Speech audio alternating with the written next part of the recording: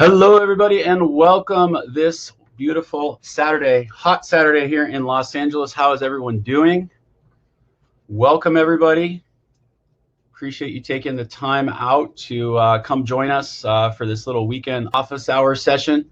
So as per usual, I will give a few course updates. We're going to do an airspace review today since that seems to be the hot topic in the private pilot group.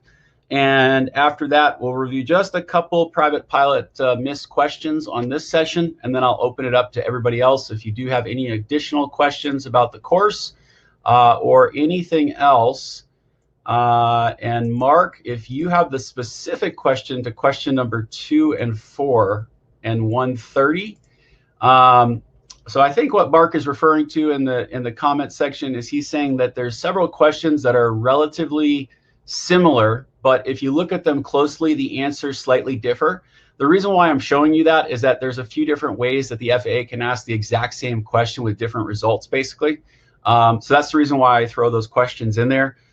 For those of you that are looking to basically upgrade from the $97 to the lifetime one, you can send me an email. I worked with the tech guy last night, so we did all that.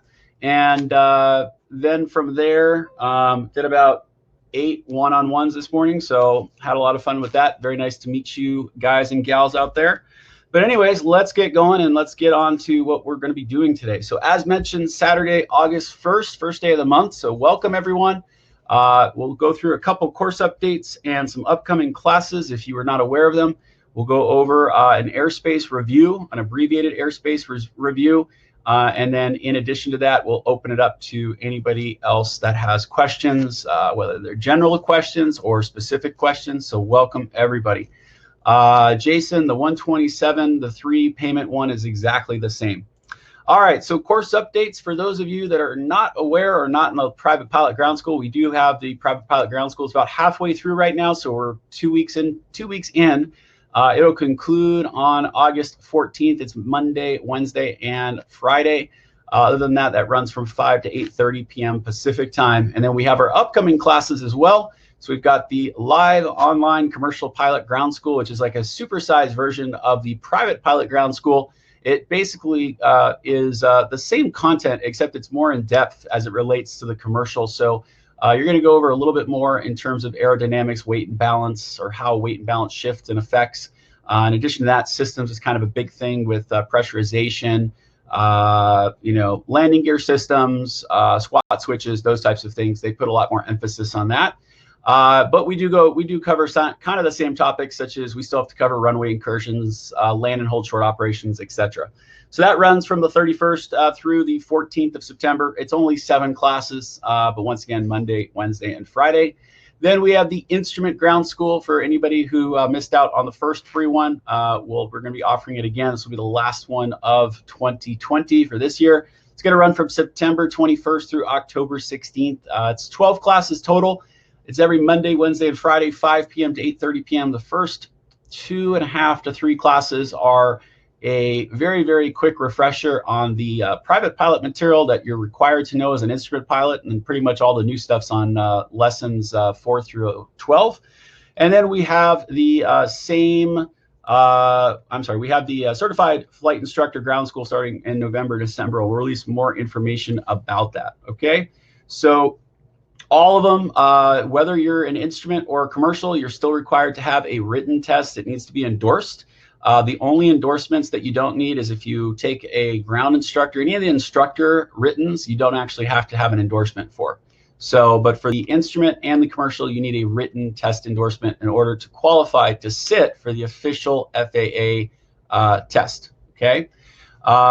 David, you do have credit. Don't worry about it. Remember, folks, that if you do not have the check mark in the lesson, that has no bearing. The system will still show that you watched it, attempted the quiz. So keep that in mind. The check mark has no bearing on the outcome of the course itself. For those of you that were asking, we had 1 student left, but we just decided to keep it open throughout the weekend. There's 2 different things that you can participate in and you're more than welcome to. For those of our private pilots out there, we do have the private pilot lifetime special going on this weekend. which is basically the private pilot ground school. So you'll get the free ground school, and you'll also get the professionally recorded version, which is broken into those mini lessons, which is a little bit more digestible. And you'll also get all the course updates that go along with that for life. In addition to that, you'll also get the private pilot oral prep, which will go over everything that you need to, basically prep for the oral, which is a big portion, and it's able to kind of shrink from a 3 to 5 hour oral down to about an hour and a half oral by using that. The PDF guide will be mailed out this weekend, along with the 20% off coupon for the t-shirts for those that have already participated. And then you'll also get the instructor support, so you have access to myself and other instructors.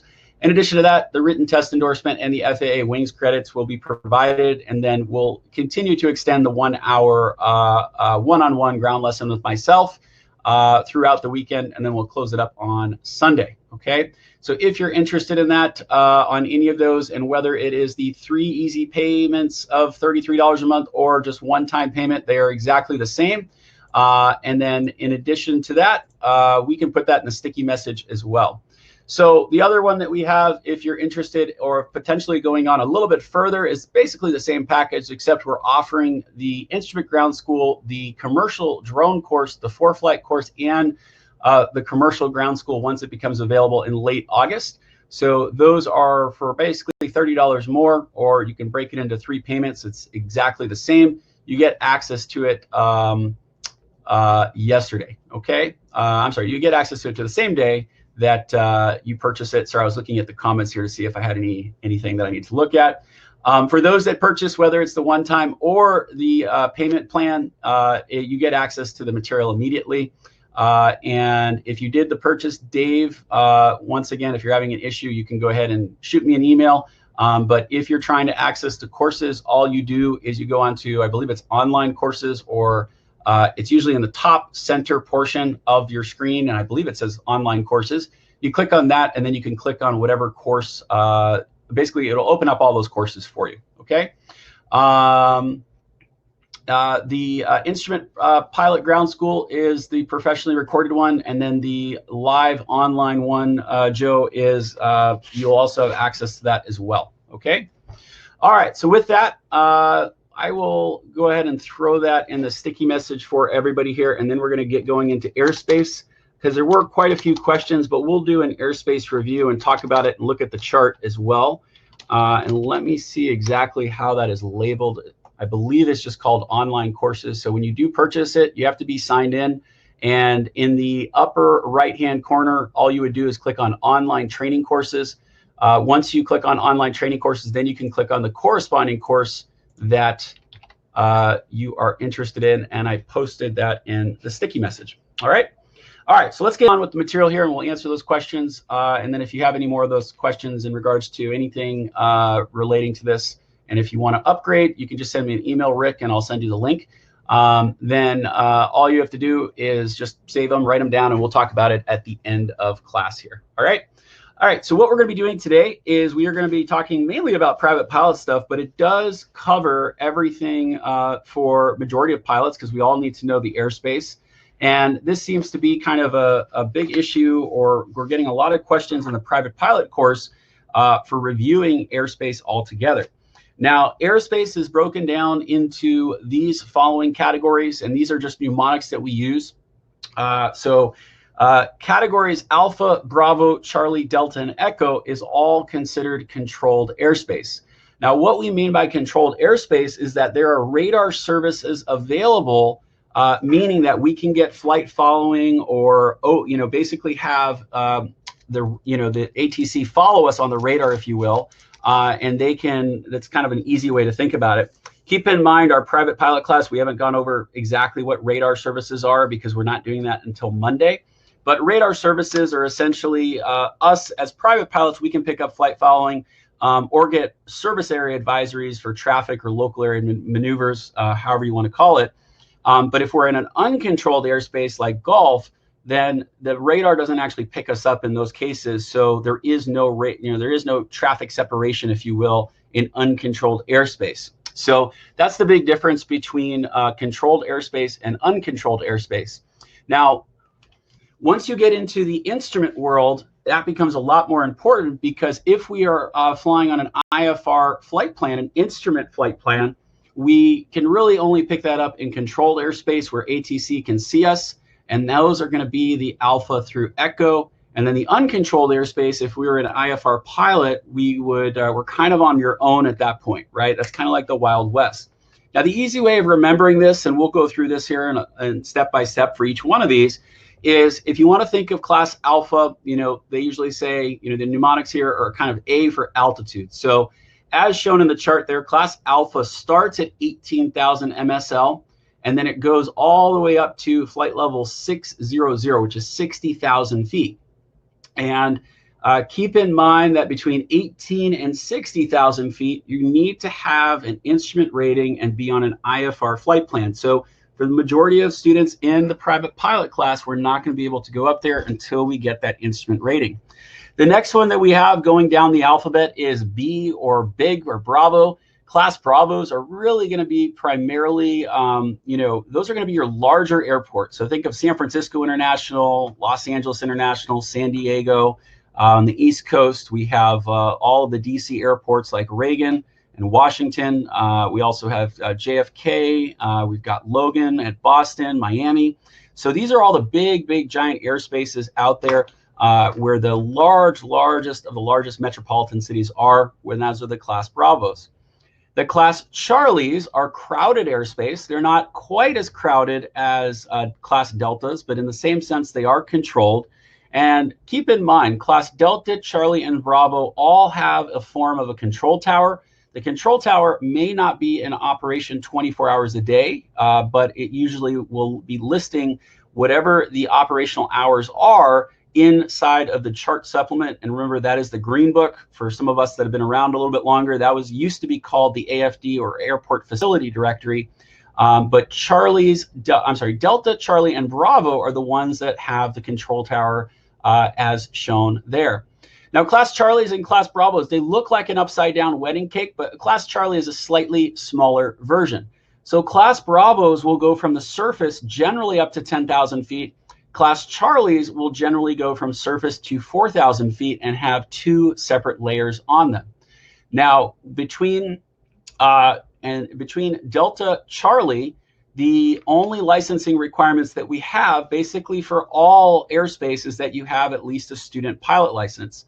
In Class Bravo, there are certain airports in which you have to hold a private pilot license, not to go into the Bravo airspace, but to land at that primary airport. So for example, Los Angeles International, you can fly in the LAX Class Bravo airspace as a student pilot, but you can't land at LAX unless you have a private pilot's license. So that's one of the, I think, 13 airports around the country in which you need to have a private pilot's license or better. So the other one that usually confuses people is Echo. Echo and Golf are usually the most confusing. If you want to think about it, Echo kind of hangs down like a hanging plant from Class Alpha, as you can see. So it goes right below 18,000 feet all the way down, and Echo will have one of three options. Echo can go from 17,999 all the way down to the surface. It can go all the way down to 700 feet AGL, or most commonly, it will stop at 1,200 feet AGL, and then everything below that is Class Golf. And we'll talk about that in detail as well. There is a legend on the chart. So in the event that you have an actual paper chart with you, there's always a legend on it. The other thing I can recommend, and I will throw in the chat as well, is there is something known as a chart user's guide by the FAA that you can download. And the Aeronautical Chart User's Guide, I will give the complete edition here just so we can reference that. That would be a full listing of everything in terms of the VFR charts and the IFR charts for your reference. Now, as I was telling the folks in the private pilot class, I recommend that when you're starting off, the first thing you want to do is focus in on at least being able to identify the airspace on the chart. Don't necessarily, stress about what are all the requirements in and between all of these airspaces, but first being able to identify it, then you can worry about the weather requirements moving forward, and then the licensing requirements, and then the communication requirements and aircraft requirements, okay? So starting off with Class Alpha, as mentioned, this is kind of your 3D version of it. So Class Alpha is going to start at 18,000 feet MSL and will go all the way up to 60,000 feet MSL. Now, you need to have at minimum an instrument license or an instrument rating, that is. In addition to that, you have to be on an IFR flight plan. So for the private pilot students, this is obviously one of our limitations. And for the majority of general aviation pilots, we're not going to be flying in the flight levels between 18 and 60,000 feet. So keep that in mind. There is no VFR allowed once you get above 18,000, between 18 and 60,000 feet. Now this extends all the way, Class Alpha will extend all the way over the water on all coasts within 12 nautical miles of the shoreline. And that also includes Alaska as well, all right? Above 60,000 feet, it actually reverts back to Class Echo. If you can get up there, William, go for it. But then it is controlled airspace as well, all right? Majority of airlines are going to be flying somewhere between 30 to 42,000 feet, just for reference. And there's a special type of airspace. It's still within Class Alpha, but there's something called RVSM that starts at flight level 290, basically goes up to, I think it's either 41 or 42,000 feet, if memory serves me correctly. Now, the next one we're going to deal with is the one that hangs off of Class Alpha, if you will. So remember, think of it like a hanging plant or something that's kind of growing off of Class Alpha. So if you look at it, we've got Class Alpha, which is at 18,000 feet. So everything lower than that is Class Echo, and you can also think about it as everywhere. You know, it's pretty much all the space in between is Class Echo. So Class Alpha and Echo are both controlled, and yes, it does cover Puerto Rico as well, covers the provinces and territories. So Class Echo is the one that usually confuses students because there's 3 different options in terms of how low Echo can go. So it starts at 17,999, but as I said in the beginning of class, it could go from 17,999 down to the surface. It can go all the way from that altitude and stop at 700 feet AGL, or it can go all the way to that altitude and stop at 1,200 feet AGL. Now, majority of the United States, it's going to stop around 1,200 feet AGL. And we are able to identify how low it goes by the color coding on each of these sectional charts. And we'll go through each version before we continue on. Also with Hawaii. Can you take off in an earthquake? I'm sure you could. All right, so let's look at the first example. So in the first example, Class Echo is hanging off of Class Alpha. So it's starting at 17,999, and it's going to go all the way down until we hit 700 feet AGL. Now, at some airports, the reason why it stops at 700 feet AGL is it's going lower just to provide additional protection for basically pilots going in and out of that airport. Generally, when we look at these, they're going to look like keyholes. So as you can see here, we've got this magenta shade and this 3D version, and the airplane is right there, the Carr Memorial Airport at the base there. And what this does is this basically protects instrument approaches for those IFR airplanes going in and out of that airport. So that's the design function. A lot of students don't realize that's the way that these are designed. Remember, the system is designed for the IFR pilot. We are just kind of a byproduct of the VFR pilot, okay? So the way that we identify if it stops at, you know, Class Echo goes down to 700 feet is this magenta shade. So the magenta shade that is surrounding this airport, and it looks like a keyhole here, identifies that anything within this area, Class Echo goes down to 700 feet AGL. Everything underneath Class Echo is going to be Class Golf. So if we were standing at the Creston Airport and we look straight up, we would be from surface to 700 feet AGL would be Class Golf, and then it becomes Class Echo, right? Now, this is one version, and this is how we are able to determine in the event that it goes down to 700 feet. Now, there are some Class Echoes that go all the way down to the surface. So let's go ahead and look at one of those. It works the same way, except we identify it slightly differently. The way that this works is generally there's going to be echo surrounding the airport down to 700, as we can see by the magenta shade. And then inside of that little keyhole, not always, you're generally going to find echo down to the surface. So the easier way that it's going to look like here, and I'll explain how it protects the IFR pilot here in a moment, is at Hayes Regional Airport, this magenta dashed line that surrounds the airport is going to indicate that it is down to the surface. So everywhere in here, in this entire area here, this means that Class Echo starts at 17,999 and goes all the way down to the surface. Now, the way that it protects IFR pilots, if we were to look at this, is, let me do this real quick. So inside of here, Class Echo is going to start at the surface. All right, so let me put that on there, and let me see if I can move that to a better location where you guys can actually see that. So Class Echo is down to the surface. All right, when we look just slightly to the south in the corner here, just below the dashed line, we have Class Echo, which is actually starting at 700 feet AGL, and that is this little area that is just outside of the dash line, but just inside of that magenta shade. And if we go completely outside of all of the shading, then Class Echo is going to start at 1,200 feet AGL, just like is shown right here. So the reason why it's protecting the IFR pilot is, remember, everything below Class Echo is Class Golf. Class Golf is uncontrolled, meaning they don't provide traffic separation services. So if this airport didn't have all of this different levels of Class Golf surrounding it, then as the pilot descended for the approach going into Hayes Regional, at 1,200 feet, they would be in Class Golf, and then they would lose their traffic separation services.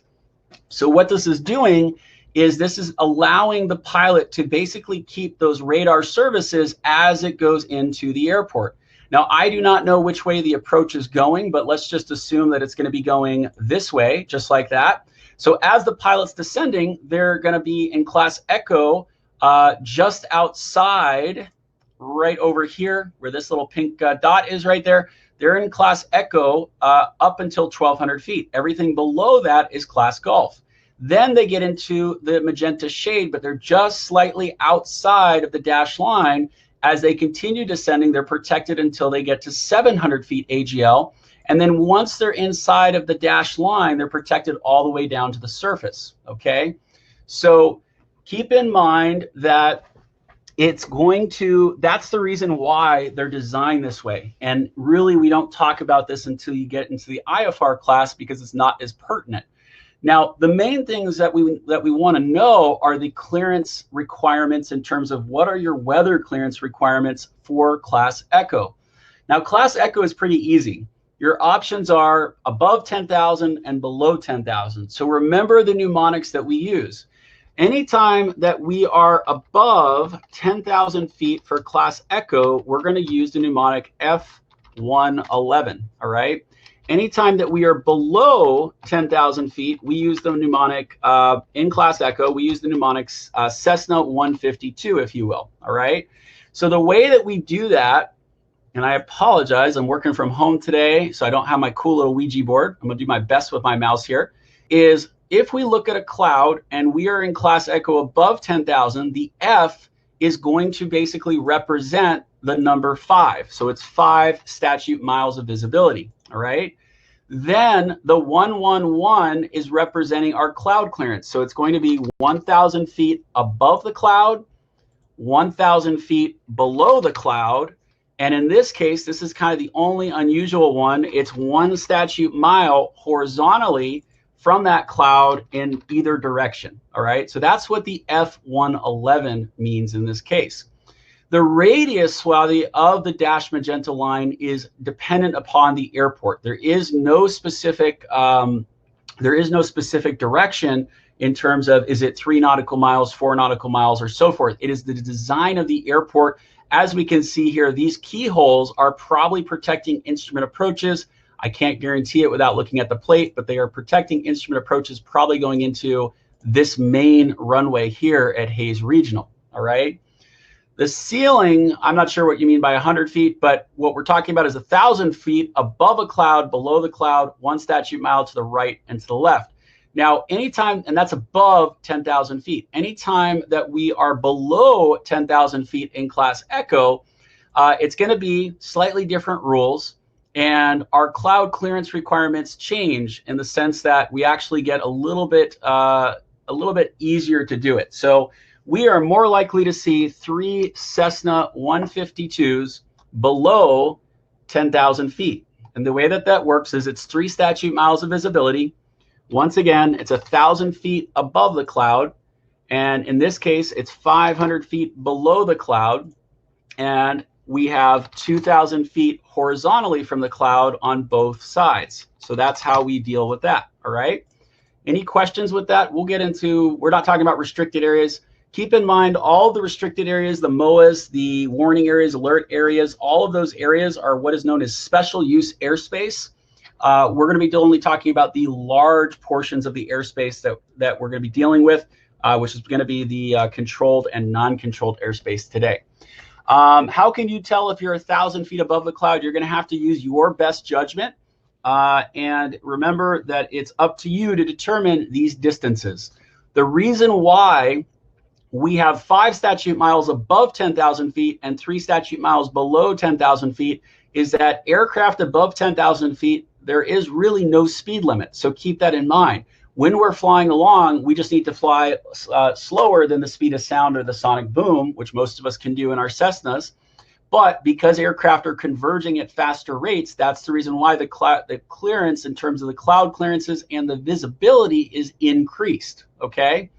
So as mentioned before, that basically takes care of Class Echo. So once again, if we were to look at this, we've got Class Echo right at the surface. So if we were standing at the airport, Class Echo is at the surface because of the magenta dash line surrounding the airport.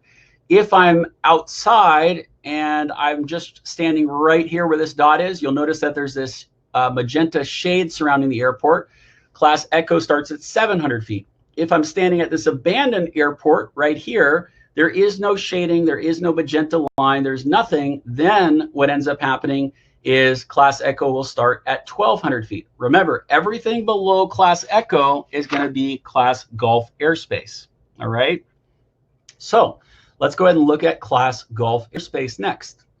So Class Gulf airspace, as mentioned, is pretty much always below Class Echo, unless there's another, airspace that is going to overtake it, such as a Delta, a Charlie, or a Bravo. So as you can see here, Class Echo in the majority of the country is going to go ahead and stop, and it's stopping at 1,200 feet. So keep that in mind, and then everything below Class Echo is then going to be Class Gulf. In the cases where Class Echo goes down to 700 feet AGL over, let's say, the Monet Airport here, well, underneath, when the Echo stops, then it becomes Class Gulf, and then we have different weather requirements for Class Gulf airspace.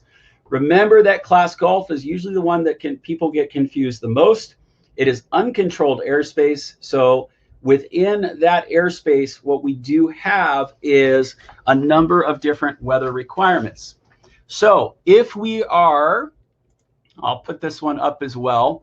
So if we are from the surface to 1,200 feet in Class Gulf, it is 1 statute mile of visibility clear of clouds. This is the daytime requirement, all right? If we are between or above, so I'm going to put 1,201 feet to 10,000 feet, then the weather requirements are 1 statute mile, and then we can go back to our mnemonic, the Cessna 152, which is 1,000 above, 500 below. Put that in there, 1,000 above, 500 below the cloud, and 2,000 feet horizontally from the cloud, all right? Now, in the event that we are above 10,000 feet, so basically 10,001 plus, then we go back to our mnemonic F111. And in this case, remember that is 5 statute miles of visibility, 1,000 feet above, 1,000 feet below, and 1 statute mile horizontally when it comes down to that. Now these over here on the right, these are all going to be for the daytime. Now at nighttime, it changes. So what we have here is anytime we are above 10,000 feet, day and night weather requirements are both the same. When we are below 10,000 feet, we're going to have a daytime requirement. So our daytime requirement from the surface to 1,200 feet is 1 statute mile clear of clouds, or I like Coke machines, so you're more likely to hit 1 Coke machine because you're flying really, really low. Once we're between 1,200 feet and 10,000 feet, then what that means is we're going to be 1 statute mile, 1,000 feet above the cloud, 500 feet below the cloud, and 2,000 feet horizontally. Anytime we use the word COC, that just means clear of clouds. So what we mean clear of clouds is that your wingtip can go an inch away from a cloud, but it just has to, you can't go inside of a cloud. That's what we mean by clear of clouds.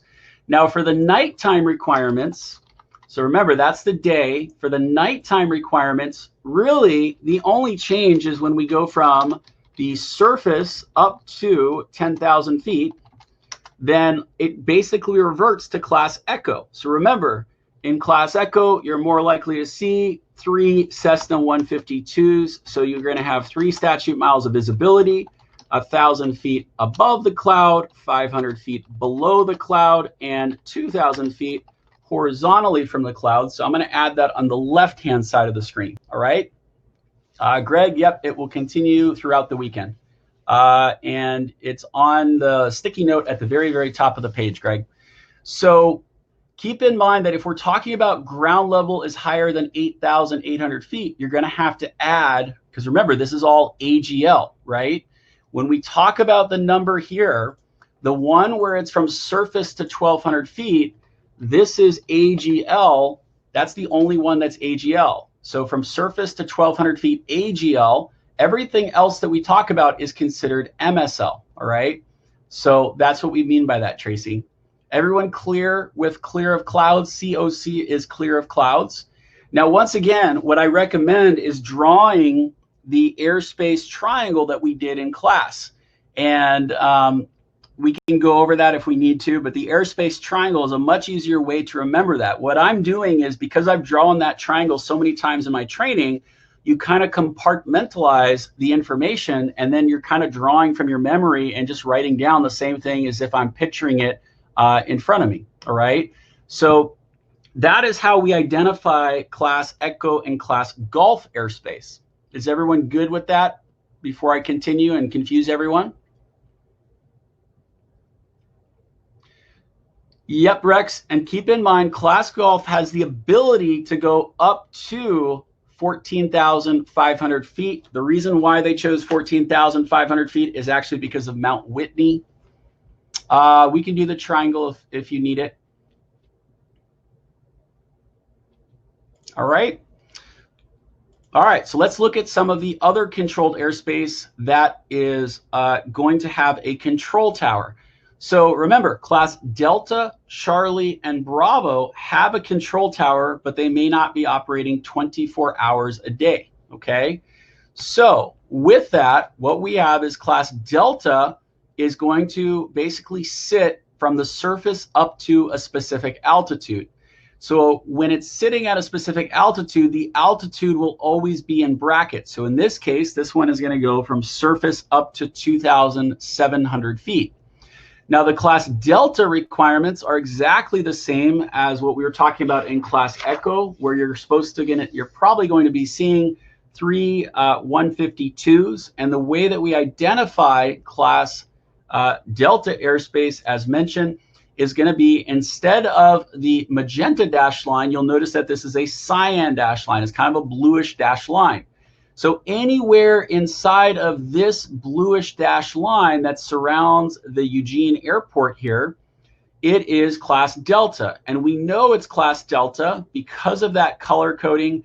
And in addition to that, the dead giveaway for class Deltas are these brackets. Anytime you have a bracket with a number in it, That means that this class Delta goes from the surface up to 2,900 feet, okay? You can fly over the class Delta as long as you're above 2,900 feet and you don't need to talk to ATC. You don't have to at all if you want to do that, okay? So that's how we identify the class Delta airport. They're going to be, once again, these are generalizations. They are normally 4 nautical miles in radius. They are usually from the surface up to 2,500 feet AGL, but once again, that is a generalization. That's not always the case. And anytime that we get outside of the class Delta, so starting at 2901, because this airspace goes up to 2,900 feet, at 2,901 feet and above, it turns into class Echo, because Echo is everywhere else, okay? Going back to a couple of the questions here, class Golf has the ability to go up to 14,500. There are very, very few places in the United States that it does. I'll show you on a chart here in a moment. But like I said, for 99% of the United States, it's going to only go, it's usually going to stop at 1,200 feet, okay?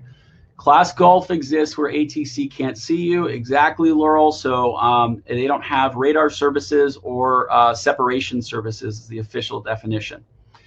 As mentioned before, your cloud clearance requirements are listed right here. So the visibility requirement is 3 statute miles of visibility, 500 feet below, 1,000 feet above, and 2,000 feet horizontally, okay? Now, class Delta, we know that it's a controlled airport, meaning it has a control tower by the color of the airport. You'll notice that the color of this airport is that same bluish tint, that cyan. Anytime that you see an airport with a cyan color in it, it means that it has a control tower. If you have a magenta colored airport, what we saw earlier, then it has no control tower, all right?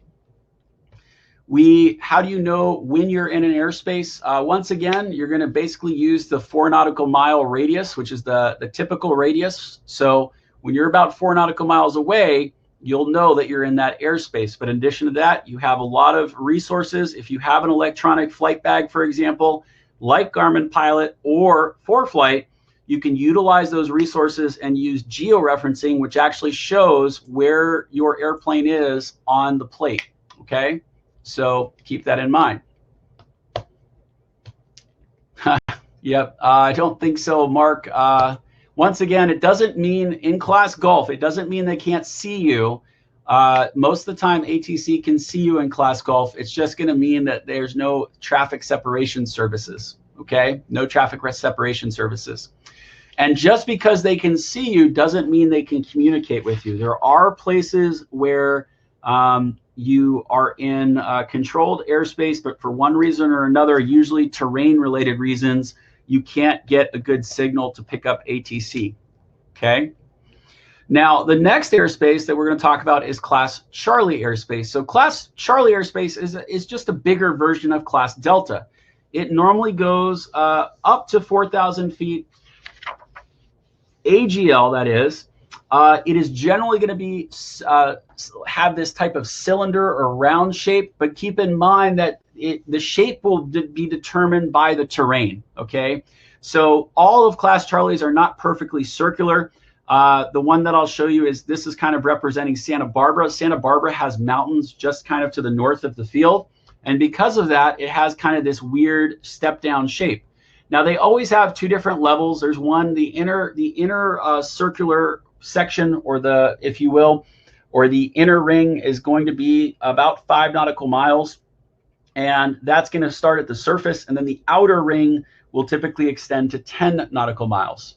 Ricardo asked a good question. What happens if you have a negative number in this bracket? So if it said, here, I'll do this. If it said minus 29 instead, then what that would mean is that if it had a negative number in the brackets, and this is talking about going back to Class Delta, so if you had something that looked like this, sorry about the drawing, everyone, that would mean that it goes from surface up to, but does not include 2,900 feet. So it goes up to 2,899 feet in that case, okay?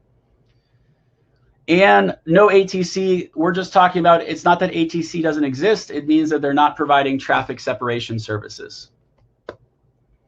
All right, so the way we identify a Class Charlie airport on a map is going to be a solid magenta line.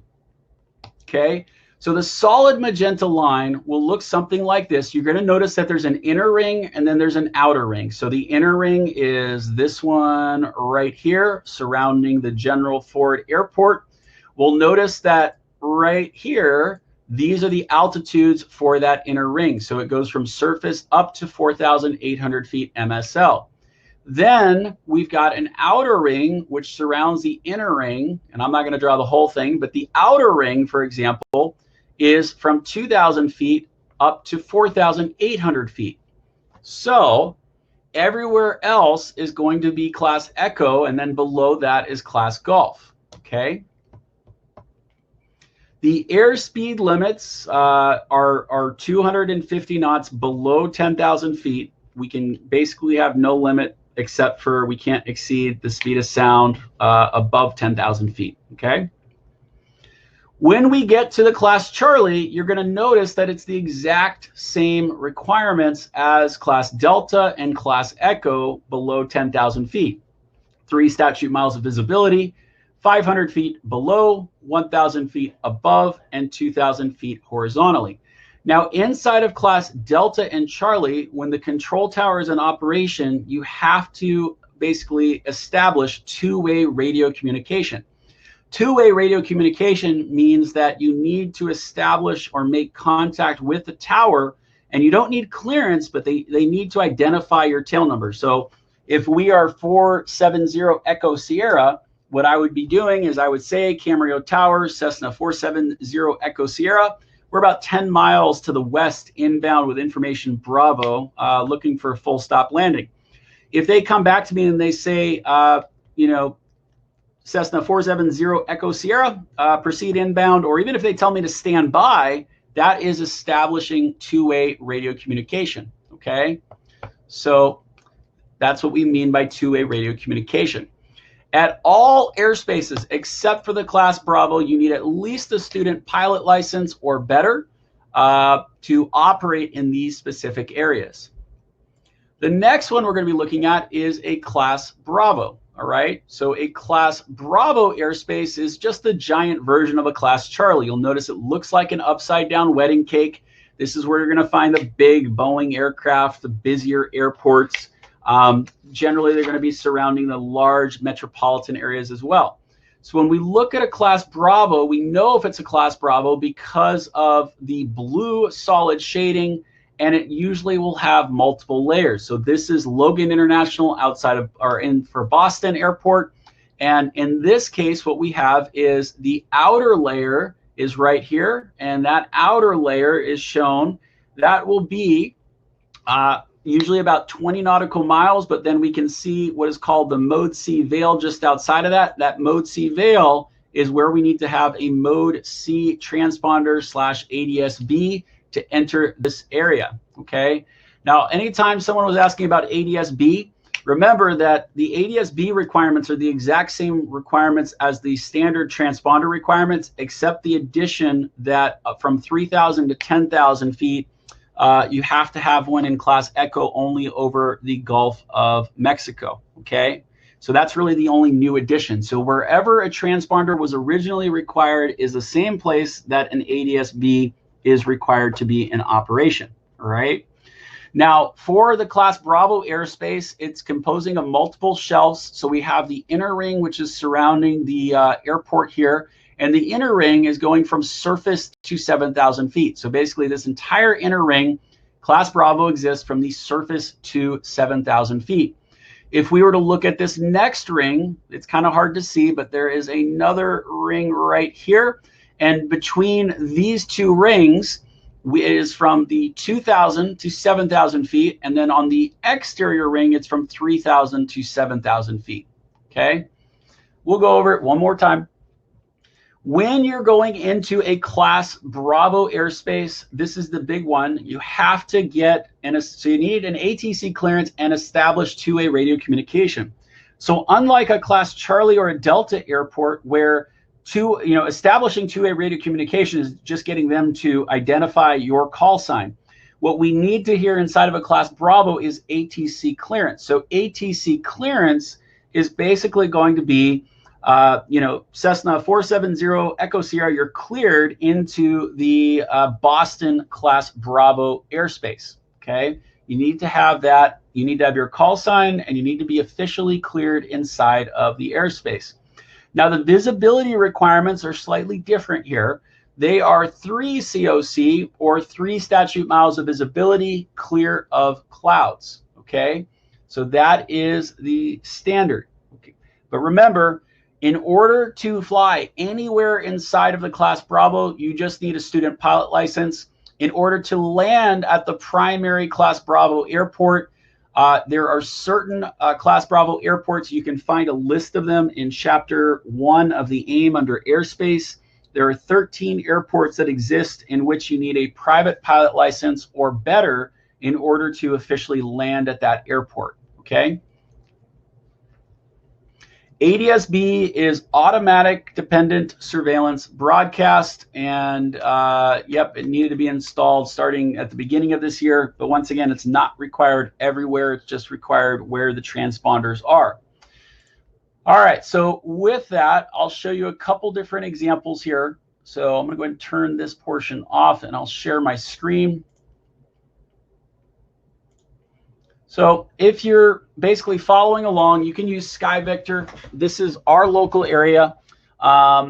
We have Santa Barbara Airport here, okay? So Santa Barbara is a Class Charlie. We know it's a Class Charlie because of the fact that it has the solid magenta shade. Now, the dead giveaway for a Class Charlie as well is always located near the Class Charlie. In this case, it's to the south of the airport. It says Santa Barbara Class Charlie. That's pretty easy to remember, right?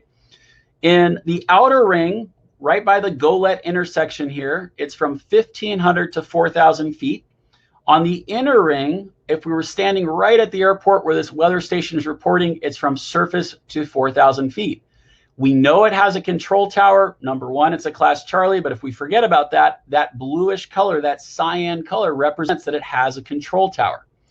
If I continue further up and I go to Santa Ynez Airport, which is just right here, this is an uncontrolled airport, meaning that it does not have a control tower because of the color difference. Remember, Santa Barbara is that bluish cyan color, which means it has a tower. Santa Ynez is that magenta color, and that magenta solid color means that it is an untowered airport. That's the same thing with Lompoc Airport, which is just off to the left here, all right? Now, this airport is in uncontrolled airspace. As you can see, there is a giant area that basically surrounds all of these airports, and it is this magenta shade going all the way up from Vandenberg Air Force Base all the way down towards Santa Barbara, where it is stating that Class Echo is starting at 700 feet. So in this case, anywhere inside of that magenta shade, Class Golf is going to go from the surface up to 700 feet AGL, and then it will become Class Echo airspace.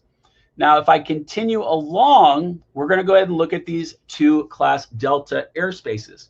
We know that Santa Maria, which is this airport right here where this weather station is, and the Air Force Base Vandenberg are Class Deltas. We know they're Class Deltas because of two things. Number one, we've got the blue dashed line or the cyan dashed line around both airports, but the dead giveaway for a Class Delta is that number in the brackets. So Vandenberg goes from surface to 2,900 feet. If we look at Santa Maria, once again, you'll see that Santa Maria goes from surface to 2,800 feet. So that is how we can basically figure it out. If I continue going up north, I'm going to go ahead and look at Paso Robles Airport. Paso Robles Airport is this airport right here.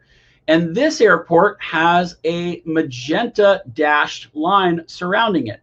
So that magenta dashed line indicates that the Class Echo starts at the surface and it goes up to, but does not include 18,000 feet. Now, if I was standing slightly north where this C is by the Roberts AHP Airport, the C is for CTAF. If I was standing where that C is, you'll notice that there's a magenta shade protecting the just to the north of that airport. So I'm outside of the magenta dashed line, but I'm inside of the magenta shade. If I was standing right there on that mountain, I would be inside of class Golf from surface to 700 feet. And then I would be in class Echo all the way up to, but not including 18,000. Now, if I go to the central part of California, let's say I go to the wonderful Pistachio and Almonds Farm, this private airport right here, right by the Avenal VOR. There is no shading whatsoever that surrounds this airport. So what that means is that class Golf goes from the surface up to 1,200 feet AGL, and then it becomes class Echo. That's the same with the Belch private airport, the Kamada private airport, the Elk Hills Button Willow airport down here. All of these airports are going to go from surface up to 1,200 feet is going to be class Golf, and then everything above that is going to be class Echo. All right, everyone following along so far? Okay, so now that we're good with that, let's talk about class. Let's see, we went through Delta and Charlie's. I'm going to show you, I'm going to zoom out, so bear with me. Close your eyes if you get motion sickness here. Anytime that we have a class Bravo airport, so this is going to be San Francisco International. San Francisco International sits right there where that weather station is, and it goes from surface to 10,000 feet. If you ever forget what class Bravo is, which is pretty hard, you'll notice that it does have these solid blue lines that basically surround the airport. Now, if you look on the exterior, just outside of those blue lines, it's going to be somewhere, in this case, if we look at the very, very top of the screen over the San Pablo Bay, it will also remind us San Francisco class Bravo, San Francisco class Bravo, just over this blue portion right here. So it is pretty busy. Now, some people were asking, class Golf has the ability to go up to 14,000 feet, but once again, it rarely does. I will show you that here. Let me go to the IFR route charts here. So let me do this. I am going to show you a IFR chart. So we're not going to go over the differences with it, but it's an easy way to look at it. So what I'm going to do is I'm going to zoom out so we can see pretty much most of the United States. On an IFR chart, the way that we identify class Golf going up to 14,500 is this. It's going to be a brown shaded area. So we can see on the border of Mexico here and the U.S., just south of San Diego, on the center part of the screen, any of these brown areas are going to be, so I'll highlight this weather station here. To the right and left of that weather station, you'll see those little brown slices or triangles, if you will. That indicates that from the surface up to 14,500 is class Golf airspace. If we were to zoom out and look at the majority of the United States, there are not a heck of a lot of brown areas except for parts of upwards north of Canada, along the borders, and there are parts in Alaska. Sorry, I was trying to think of what it was. So I'm going to go ahead and zoom in here, and you'll notice that this is the brown patch of area that we're looking at. So that's the reason why I show that to students. Now let's go back to the VFR chart here. The way that we are able to identify a class Golf airport going from the surface up to 14,000 feet is this blue shade. So this blue shade, anything inside of this blue shade is going to be class Golf from surface up to 14,500. Once again, I'll go ahead and show you the en route chart right here. As you can see, that brown patch is representing that 14,500. All right. Hopefully that will clear that up just a little bit there. Let me look at some of the comments just to make sure we're all on the same page. The blue dial that we're talking about, some people are asking what this blue dial thing is. The blue dial right here is your VOR. So that is a compass rose for those in the private pilot class. The compass rose, we're going to talk about that surrounds the VOR on Wednesday. All right. Let's see if there's any other questions. The 3D charts are primarily going to be in the 3D charts are primarily going to be in the textbooks, Brett. And then let's see here. Jonathan is asking, what does white boxes on VFR mean? I'm not entirely sure where the white boxes are, but I just wanted to show that to you. All right. So now that you can identify the airspace, the first thing that I recommend is pick out different airports and sit with that guide that I gave you earlier. So once again, I'll go ahead and share that with you. So if you go to that FAA website on the top of the chat there, that will basically provide you the whole legend for all of these maps, okay? And when you look at it, just try to see, number one, first, take it step by step. First, identify the airspaces, okay? So, for example, what type of airspace is Springfield? Then once you're able to identify all the different classifications of airspace, then go back and do the weather triangle.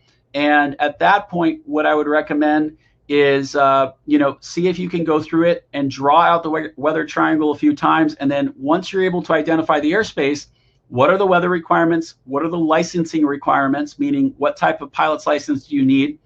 What are the communication requirements? Do I need to talk to anybody or do I not? And then if I need to talk to someone, do I need ATC clearance or do I need to establish two-way radio communication?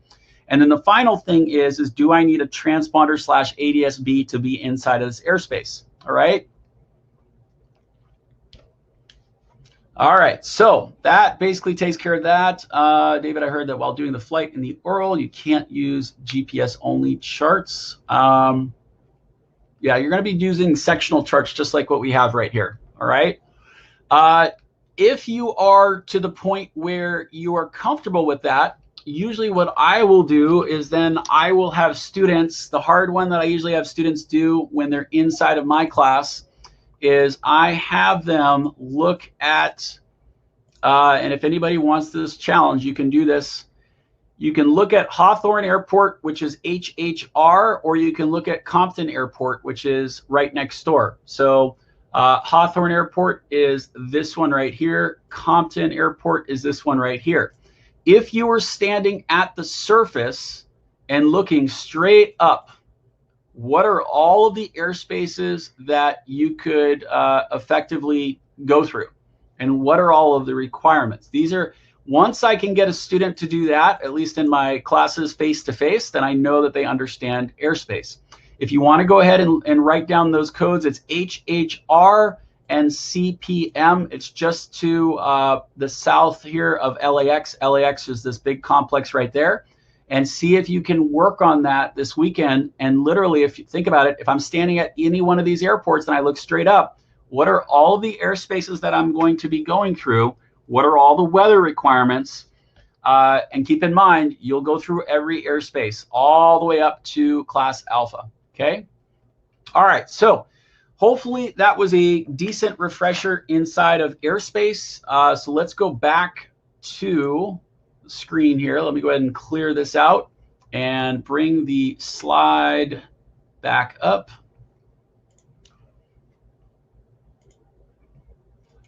All right, so hopefully that cleared up just a few of the questions and concerns. Now what we want to do, Hawthorne is a Class Delta airport. Yep, good job. And the other airport, Compton, is an uncontrolled airport with parallel runways. It's where that bad accident happened a little while ago. All right, now what we're going to do is I just have a couple of FAA test questions that I see most people missing this week. We'll make these nice and brief. Just as a quick reminder, since everybody needs this, is in the event you forgot how to answer a poll, right by the chat menu there, you're going to have the offer, the poll, and the file. When the poll becomes available, you'll have a little red dot or something like that. And what you're going to do is you're going to click on that poll, and then you'll be able to see the poll. So that way we're not answering in the chat and giving up the potential answers to other folks. Okay, so these are the 6 questions that I saw the most problems with throughout the week, meaning that these are the most incorrect answers. It doesn't mean that you are a person that got it incorrect. It's just statistically, these are the ones that we saw the most problems with. So I'm going to go ahead and share this with everybody. So the poll is open. One of the main functions of flaps during approach and landing is to do what? Is it A, decrease the angle of descent without increasing the airspeed, B, permit a touchdown at higher indicated airspeed, or C, increase the angle of descent without increasing the airspeed. Give everyone a moment on that.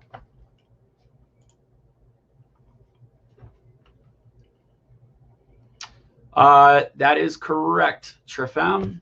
I'll see if I can share an airspace triangle while everybody is looking that up. I think I have one that is filled out. I'll give everyone just another moment. Remember, answer in the poll, please.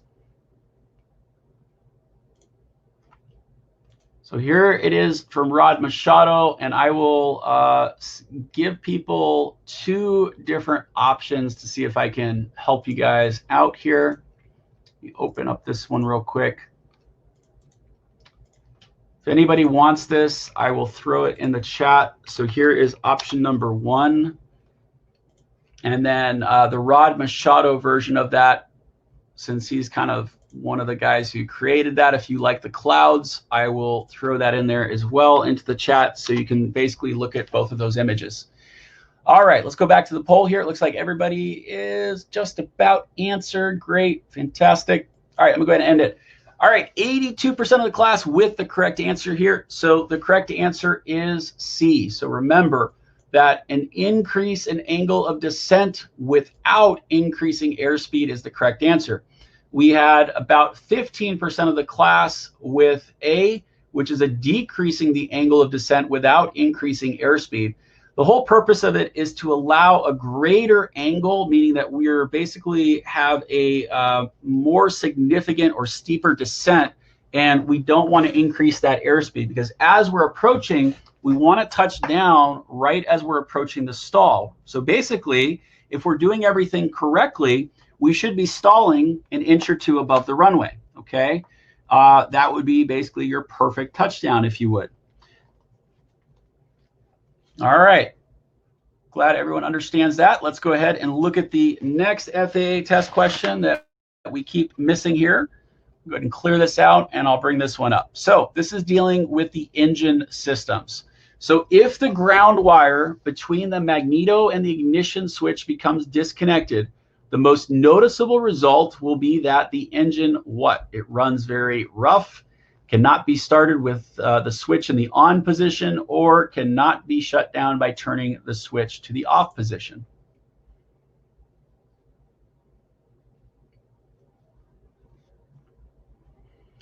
Ricardo, I'll take a look at that.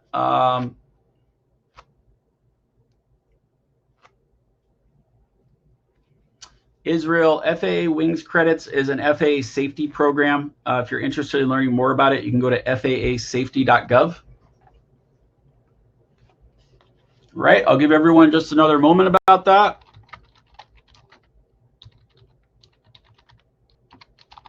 And there's the link, there's the information for the FAA Wings program.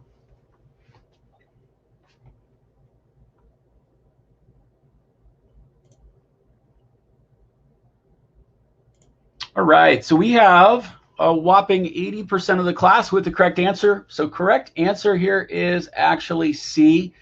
We had about 8% with B, which cannot be started with the switch in the on position. That's incorrect, or will run very rough. So keep in mind that when we are thinking about this, what we're talking about when we mean that the ground wire is sometimes called a P lead. So that's this one right here. So sometimes your instructor, and not all instructors will teach this. I honestly forget about this a lot of times. They'll switch right before you pull up your parking spot, you finish your lesson, and they basically move the key from the both position to the off position for just a moment. If you turn it to the off position, the engine should be basically turning off, okay? If you do it quick enough, the engine won't fully shut down and it will keep going. If you move it momentarily to the off position and the engine doesn't do anything, meaning it doesn't start to shut down, it doesn't hesitate, then that means the P lead or the grounded wire is not connected, and that is really your prop safety issue. So if it's not grounded, there's a potential that the prop could spin, and that's not a good thing when the key is not in the engine. All right. All right, let's go ahead and look at the next question here, which is going to be dealing with the magnetic compass. This is the other one that I saw. So in the northern hemisphere, a magnetic compass will normally indicate a turn towards the north if what? An aircraft is decelerated while on the east or west heading. Is it B, an aircraft is accelerated while on the east or west heading? Or is it C, a left turn is entered from a west heading?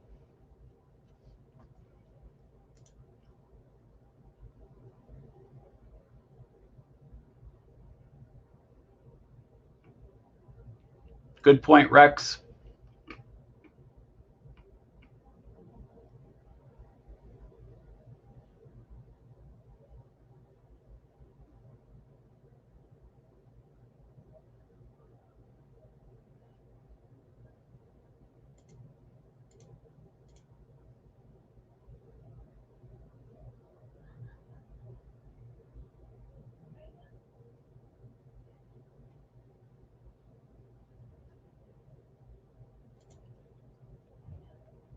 All right, just a couple, waiting on a few more people to answer.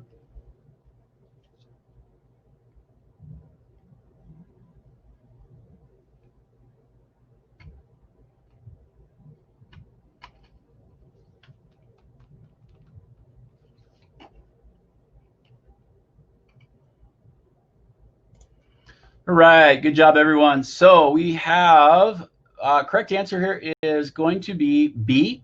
So we had about 60% of the class with the correct answer, about 26% with C, and 13% with A. So remember, we want to use the mnemonic ands, and remember that there are a lot of different errors with the magnetic compass. That's the reason why it's a little bit harder to use it. You have to remember all these things.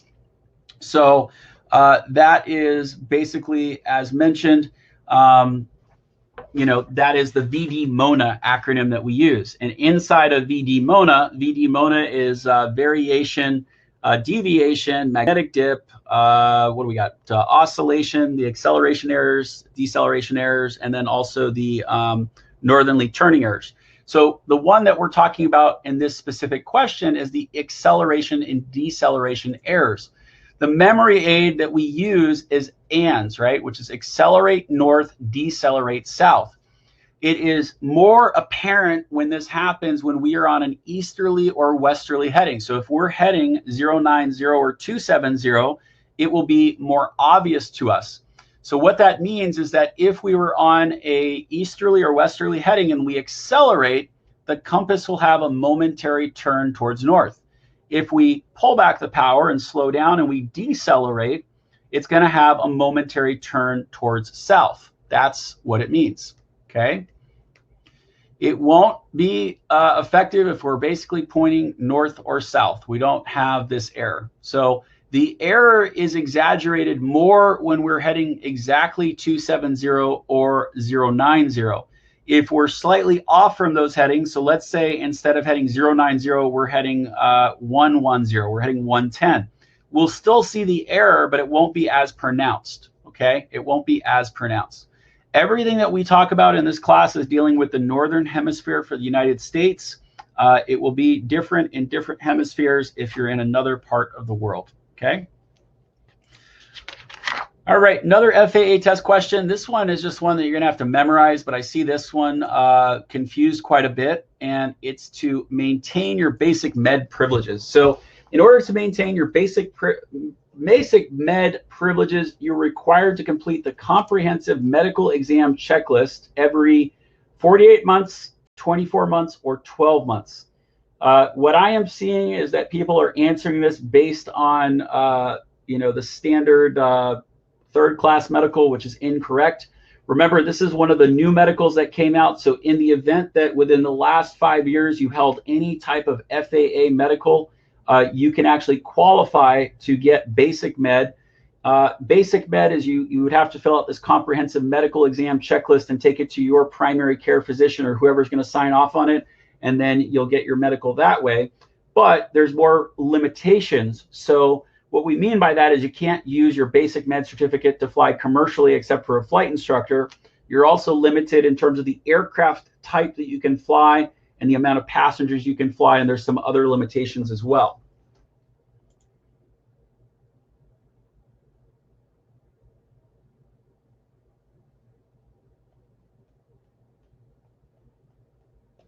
Roberto, yes, you can still pass it based on that.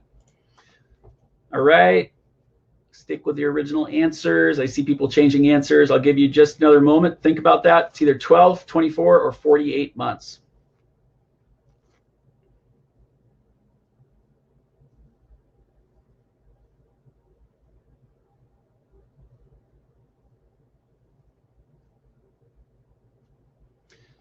All right, so got pretty much a split. Most of the class is either on A or B with this question.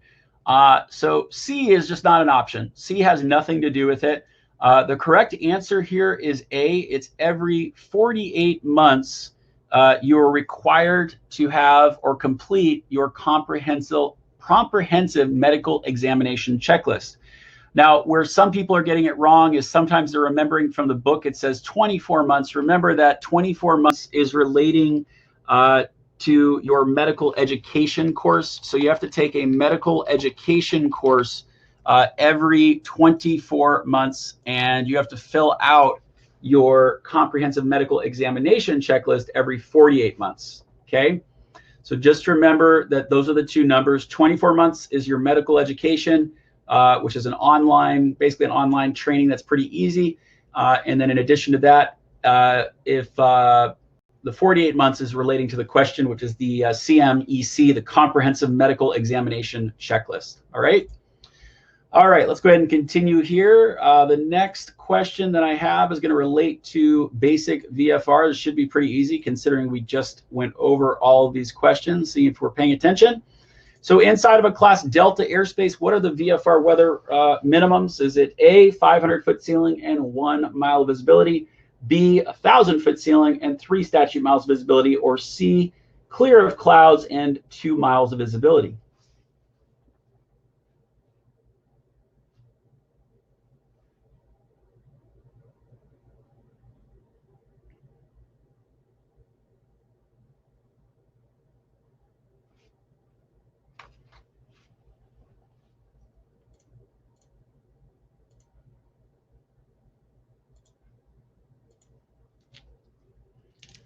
I don't know if you can change your answer in the poll or not. Does anyone know that?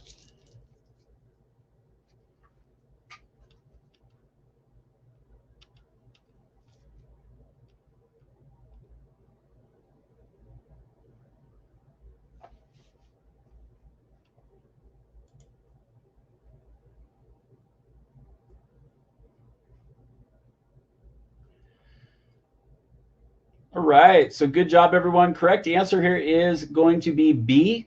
It is 1,000-foot ceiling and 3 statute miles. Remember that what it is asking for in this question is, you can almost ignore the class D, but the question is asking what is basic VFR weather minimum. So remember, basic VFR weather minimums is always going to be 1,000-foot ceiling and 3 statute miles of visibility. And a ceiling is defined as the lowest of the overcast or broken layer of the clouds, okay?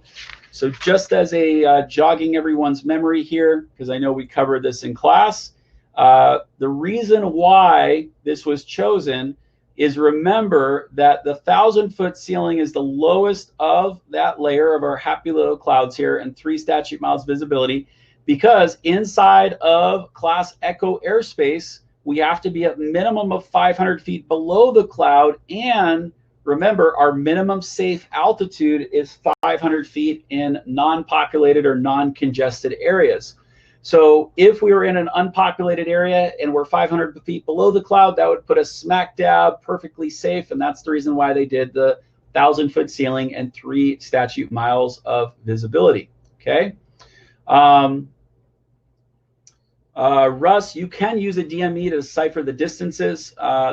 You can absolutely do that.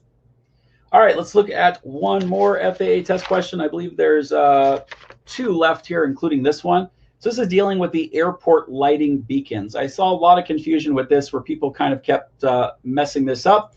So let me go ahead and start the poll here. So an airport's rotating beacon operated during daylight hours indicates what? A, there are obstructions on the airport. B, that the weather at the airport located in class Delta airspace is below basic VFR weather minimums. Or is it C, the air traffic control tower is not in operation?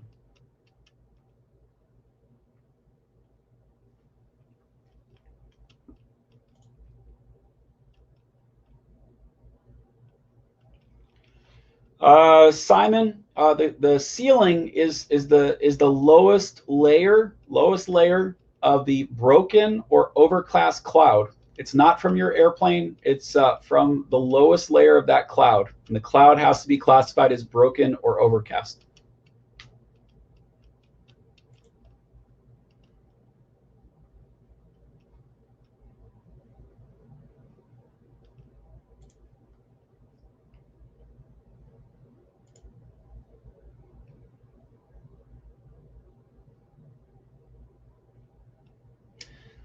Rudy, the questions that we use are a little bit more up to date than the Rod Machado Private Pilot Workbook, just because any type of printed material is pretty much out of date as soon as it's printed. So that's the reason why you can use it. They're going to be similar questions, but they might be slightly reworded. What's up, Zaf? Welcome. All right, everyone. So I'm going to go ahead and end the poll. We have 87% with the correct answer, which is B. Once again, you can kind of, a lot of people get these confused because they realize that, does it really matter to say class Delta airspace? We know that the airport has a rotating beacon. And if it's going to be in controlled airspace, whether it's class Delta or Bravo or Charlie, we could use the same thing. If it is class Delta, Bravo, or Charlie, then it's going to be B, which is the weather at that airport is going to be below basic VFR weather minimums. Now, remember that the other key here is that it was asking during daylight hours. The airport beacon is on, from sunset to sunrise. Anytime. It doesn't matter what the weather conditions. From sunset to sunrise, it will be on. But if it's on during daylight hours, then that means that it is less than the basic VFR weather minimums. Yeah, if you want to be a mod, Zaf, I've got to give you a different link for this one. All right, so remember, here's the airport beacon. They come in different shape, styles, varieties, poles, however you're going to do it. I think ours at Camarillo is on top of a water tower. They're generally angled up at a slight angle, so you can see them from a great distance. On clear nights, I know you can see it for 30 or 40 miles. And what we're looking for at the airport beacons as well, just as a reminder here, is that white and green is going to indicate a civilian airport. White and yellow is a seaport, which is most of us are probably not familiar with. What we call this is a dual white or a dual peaked flash. So it's white, it's two quick white flashes and a green flash, which is indicated here by the image at the very bottom of the screen on the right. That is a military airport. And a dual peak white yellow and with a green light is going to be indicative of the heliport. But for the question that we had, this is your answer. It operates from sunset to sunrise or anytime the weather is less than VFR at towered airports. All right. All right, one more FAA test question, then I'll open it up to everyone. Remember that if you have a specific test question, you kind of need to tell me what the test question is. It takes way too long for me to go and try to search for it in the testing database. So if you can do me that favor, and if you're going to ask those test questions, please put that in the chat so everybody can see it. Otherwise, we'll be here forever trying to find the exact test question. All right, so let's go ahead and look at this last one, which is dealing with aircraft lighting. Let me go ahead and bring up that poll. So give me just 1 second. All right, except in Alaska, during what time period should lighted position lights be displayed on aircraft? Is it A, end of evening civil twilight to the beginning of morning civil twilight, B, 1 hour after sunset to 1 hour before sunrise, or C, sunset to sunrise?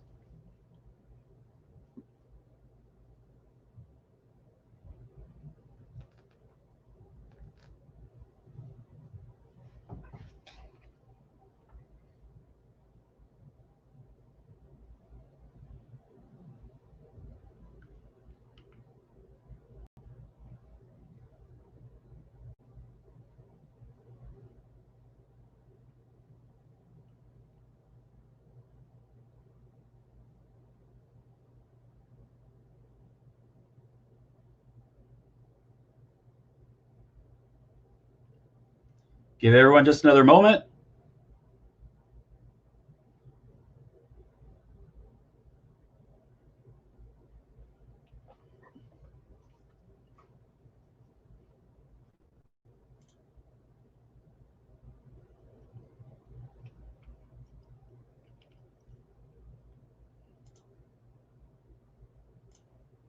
All right, so 57% of the class have the correct answer. It is going to be from sunset to sunrise. I know these can be kind of confusing when we start talking about morning civil twilight and evening civil twilight. But remember, when we look at this and go back to the original slide that I showed you on 91.209, official nighttime for airplanes in this case is going to be from sunset to sunrise, and no person may operate an aircraft during this period unless it has lighted position lights.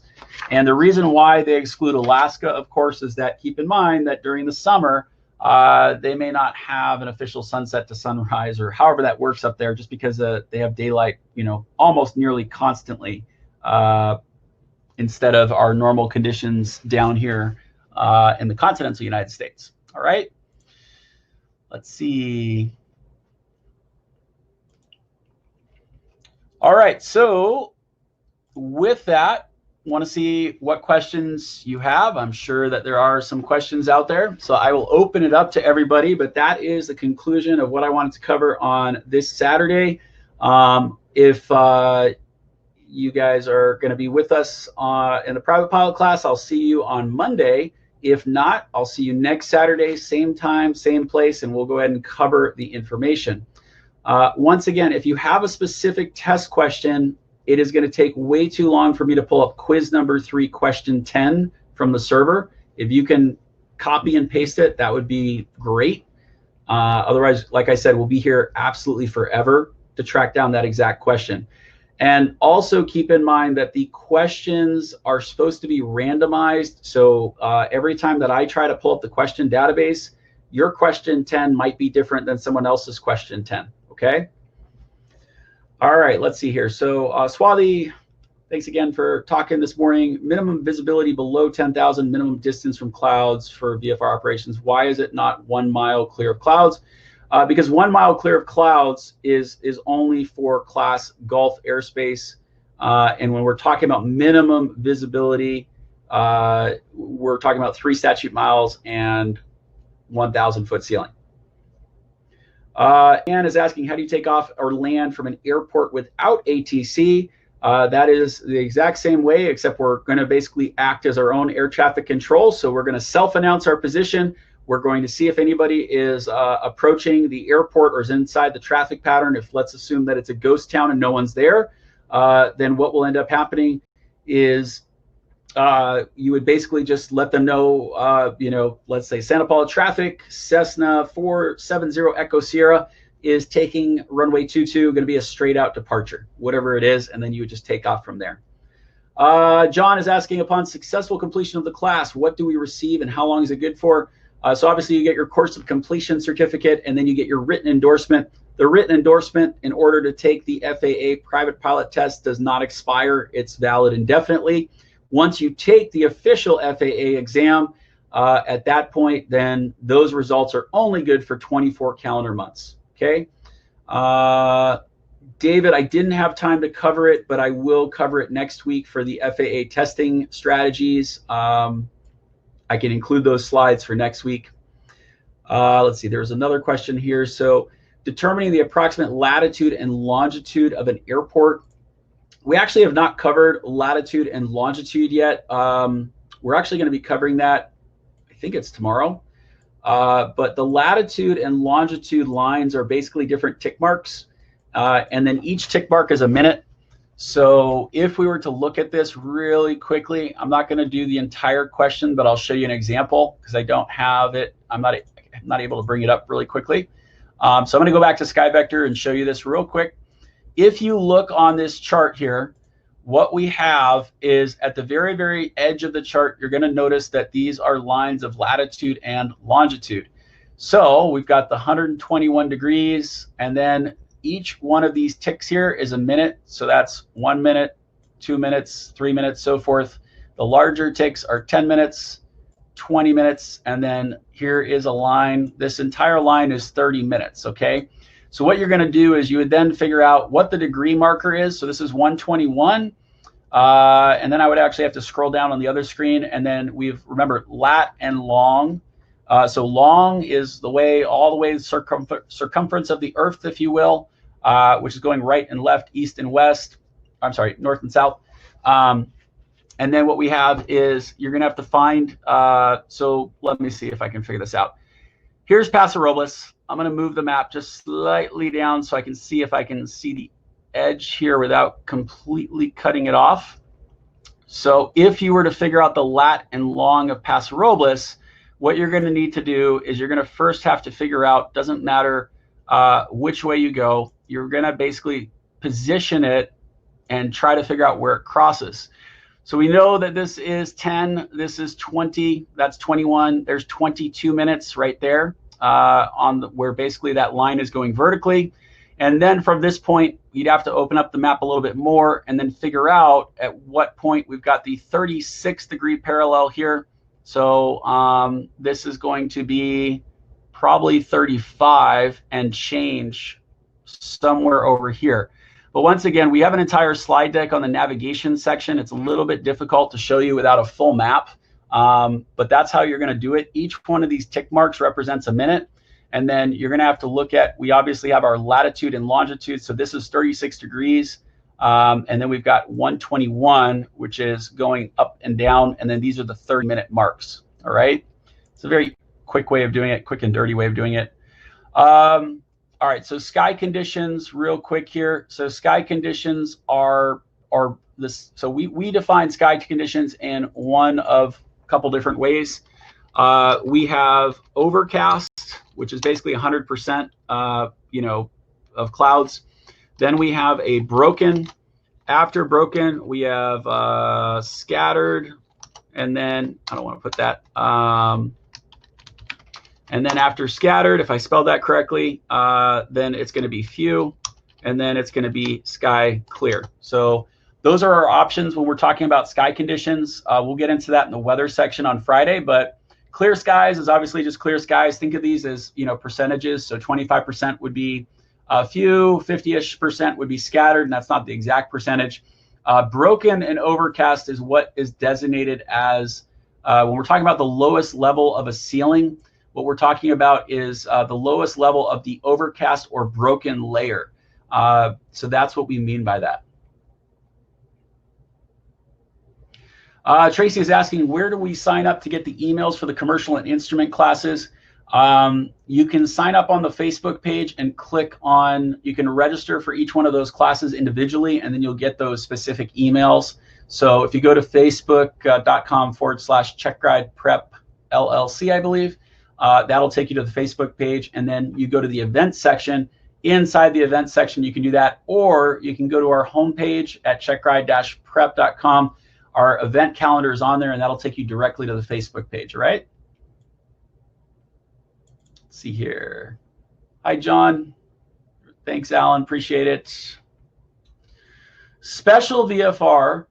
Ted is asking, what is special VFR? So special VFR is any time that we are less than VFR conditions. So remember, VFR conditions, as we said before, the big one that you want to remember is that basic VFR is 3 statute miles of visibility and a 1,000-foot ceiling, all right? Anytime that we are less than these conditions, we have to get a special clearance in order to take off. So that would be called special VFR. When we're flying special VFR, we basically need to have 1 statute mile of visibility and remain clear of clouds in order to get in or out of the airport, okay?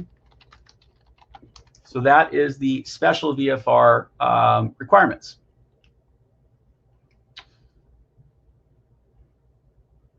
All right, we'll look at that one in a moment, Simon.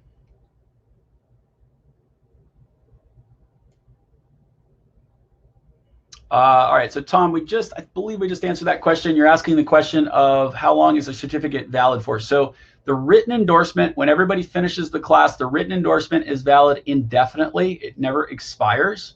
But in the event that you take the FAA written test, the official written test, the official results are only good for 24 calendar months. If you don't finish your practical test or your check ride within 24 calendar months, then you have to retake the FAA written exam, but you can use the same endorsement. Bay, I do not have the master copy because we manually enter those questions. I'll see if I can find it for you. He's asking about the test questions. How do controllers control stealth aircraft? That's a great question. I don't honestly know.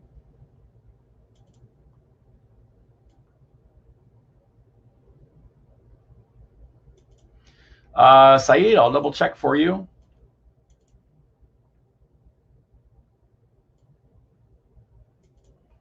I will check on that, Swathi. All right, so where we find all of the video archives of the class for the private pilot group, it's located under basically lesson 3 and lesson 6. So this one will be posted under lesson 6. It's basically located at the end of each week.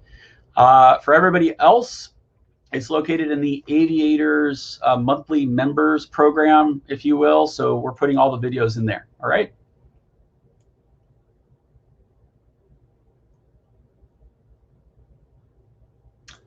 Trafem, that is a good explanation of that for Simon. Yep.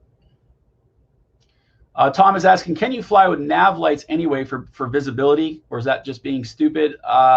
When I fly, I turn on all my lights, nav lights, strobe lights, landing light, taxi light. There's nothing wrong with kind of being lit up like a Christmas tree, if you will.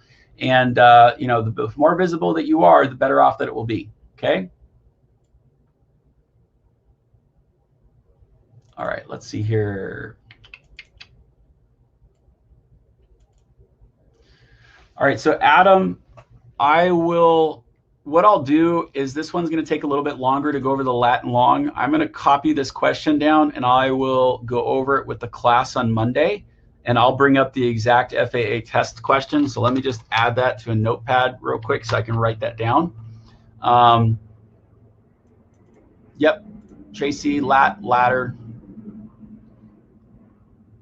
All right, so Mark is asking, where is the traffic pattern for an airport found on a sectional? So anytime that we are looking for on a sectional, if it's not specifically listed, then that means, let me go ahead and get rid of that, and I'll share my screen with you guys real quick here. So I'm gonna go back to SkyVector for just a moment. Looking at Paso Robles, underneath Paso Robles, under the airport identification section, which is right here for Paso Robles, you'll notice that there is really nothing listed. And I would be looking for it right at the bottom where that pink line is. That would indicate that all traffic is standard, which means that it is all turns to the left. If we come across an airport that has a non-standard traffic pattern, let me see if I can find one, Santa Maria here. Santa Maria, which is this airport, at the very bottom, you'll notice that it says RP. RP is a right pattern for runway 2 and runway 12. So if you're landing on runway 2 or 12, you would expect a right pattern. And then for all other runways, it would be standard traffic, which is right-hand traffic, right?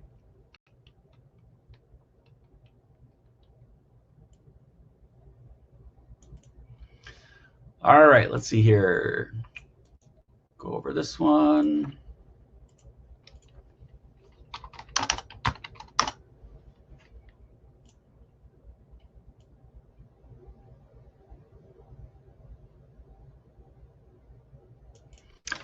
Ricky, so what is your TCDS for your aircraft is the question.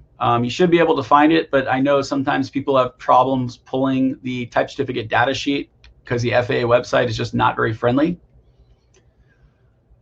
George is asking, how do you determine ceiling distance when looking up in the sky? You rely on reports. That's going to be your biggest thing. You want to rely on ATIS, AWOS, ASOS, pilot reports, anything you can before we start guessing. That would be kind of cool if you had that candy to show everybody the lat and long. Jonathan's asking, how do you know when to start applying flaps?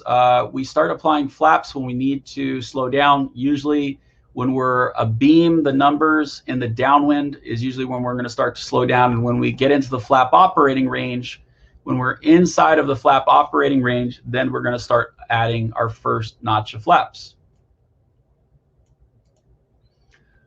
So calendar month it's 2 years, but it could be a little bit longer than 2 years. Remember, Rex, that the calendar month is just you know, if today's the 1st, then you basically get a bonus because it doesn't expire until the end of August.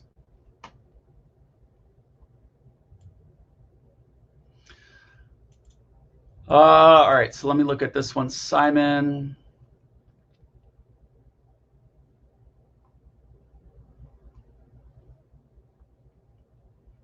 Mode C veil only applies to all airports that are within 30 nautical mile radius of a class Bravo. So if a class Charlie, a class Delta, any of those airports are within inside the Mode C veil, then it will apply.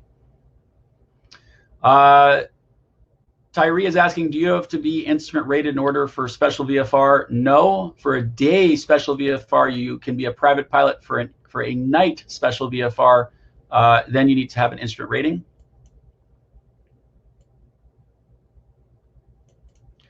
That is correct, Swathi.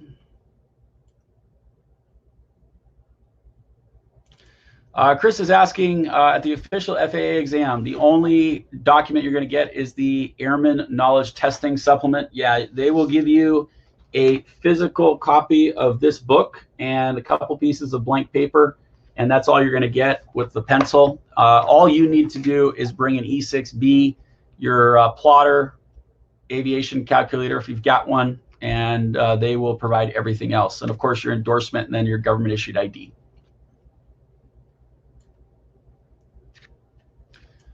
William, you can get basic med if you've been issued. No, sorry. William is asking, can you get basic med if you have a special issuance, 3rd class? No, if you have any type of special issuance, then you're going to have to go back to the standard 3rd class.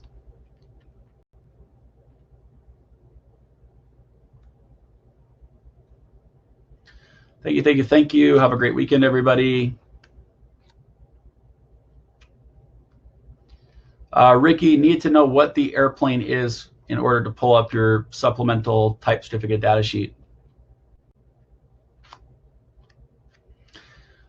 Some people like basic med, some people don't. Some people have also found that their doctors don't want to sign the form just for liability reasons because they don't really understand it. All right, have a good one, Swathi. See here, is there a way to learn about airspace? By the circles, like the D broken. Saeed, if you go back to the airspace lesson, I go over the kind of the tricks on how to go, you know, learn the basics in terms of like the, you know, the circles or the squares, like the D for the broken or the blue circle. I spend about 5 minutes on that. Roberto, a Cessna 150 is not too old. I mean, most training aircraft could be potentially old. You know, 172 could be older than a 150. It's just going to be what you're comfortable in. 150 is a 2-seater, so it's a much smaller aircraft. A 172 is a 4-seater. You could try it out and see how you like it. It's also a little bit slower. It's usually cheaper as well. That's great, Mark. You can shoot me an email and we can talk about that. And the other Mark, I have not heard of a Cessna 172 being fitted with a Cirrus-like parachute. That's kind of cool.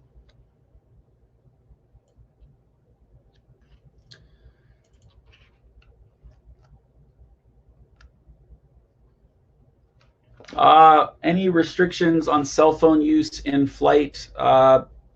Well, there is no official restrictions for Part 91, but obviously you don't want to use it if it's going to affect your instruments. Usually on an IFR, it's going to be more important on IFR, especially on approaches. Students will generally learn faster. That's a good question. I don't know. There's a question out there that says, are students generally learn faster on digital displays or conventional round dial instruments? I would say digital displays are easier to read. Conventional, I would prefer, but at the same time, when you start getting into digital displays, then you have to get into the menus, and that's usually where people take longer. So like a G1000 takes longer to learn than a 6-pack, just because the amount of different things it can do. All right, thank you, thank you, thank you. Have a great weekend. What hazards to aircraft may exist in restricted area? I'm writing down these questions, everybody, so bear with me.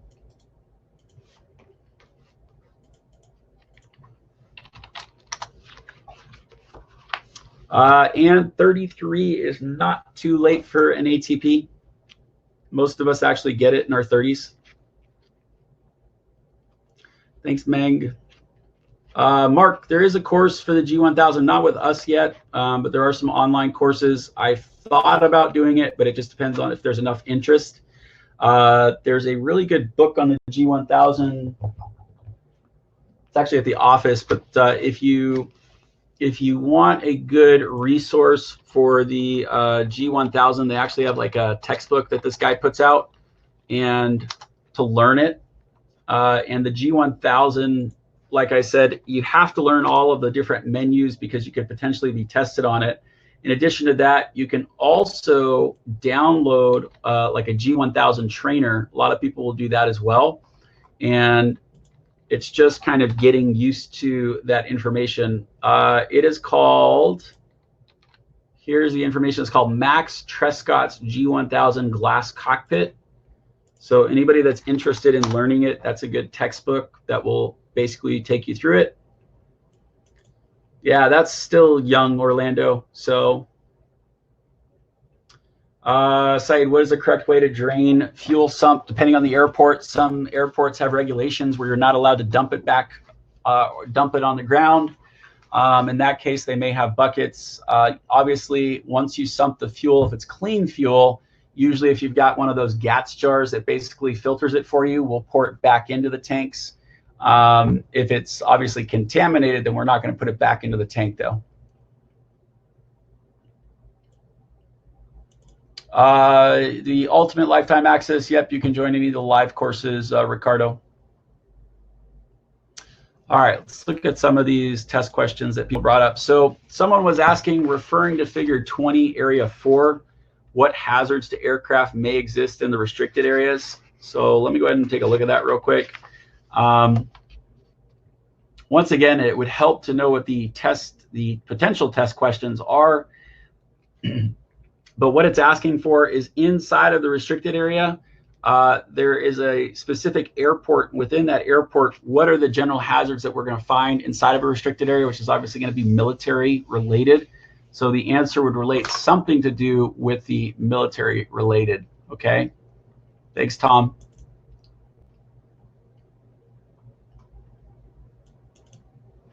Yeah, we have quite the age spectrum here.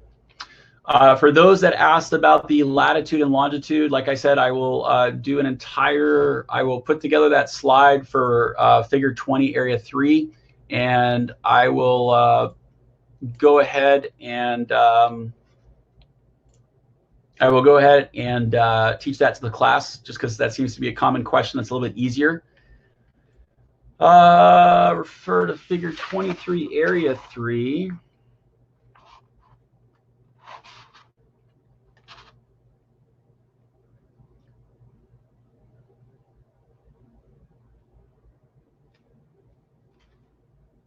So anytime that it's basically giving you a chart like this and it's saying 6 nautical miles south or southwest of the actual airport, what you want to do is you want to take your aviation plotter, and once again, it is almost falling through the cracks here. So this is what a fixed plotter looks like, and this is just like a ruler, and the ruler is going to have nautical miles. So what you would do is you could easily figure out what the 6 nautical mile mark is, and then you can basically figure out what that distance is. Someone was asking, you know, what is the height of a lighted obstacle approximately 6 nautical miles southwest? And if you're kind of doing it by rule of thumb, meaning that you're trying to guesstimate what 6 miles is, that's where you can easily mess up and figure, because the question or the answers are so close together. 1,500 feet, 1,531, and 15. What's the other one here? The other one is 1545.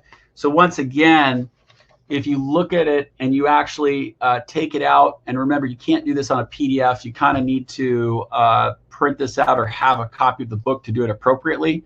But if we were to look at 6 nautical miles to the southwest of Savannah International, then 6 nautical miles is 1545. So for anybody that was looking at this specific question, I will paste it back in.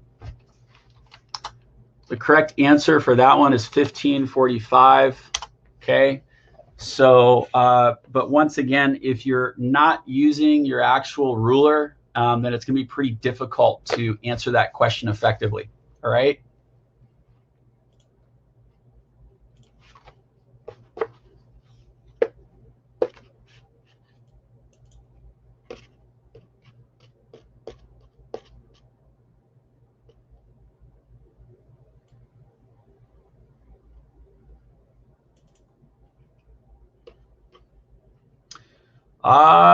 Is Miramar the only Class Bravo military?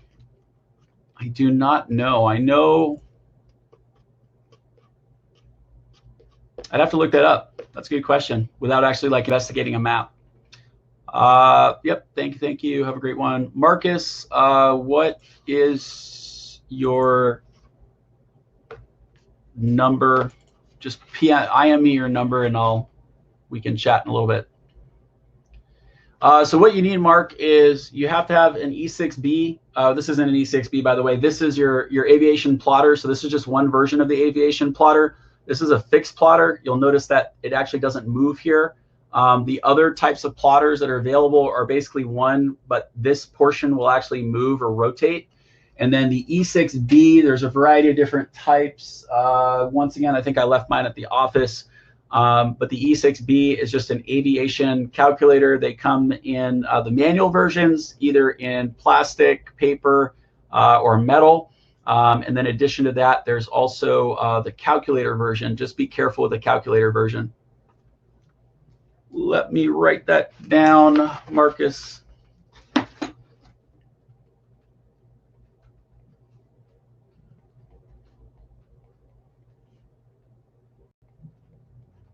Okay. Let me look up that for you real quick. So hopefully that answers that, Mark.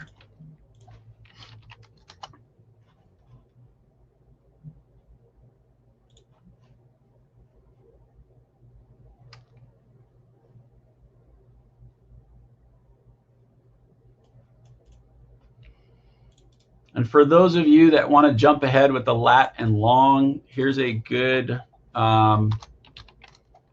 website that you can reference on the lat and long stuff.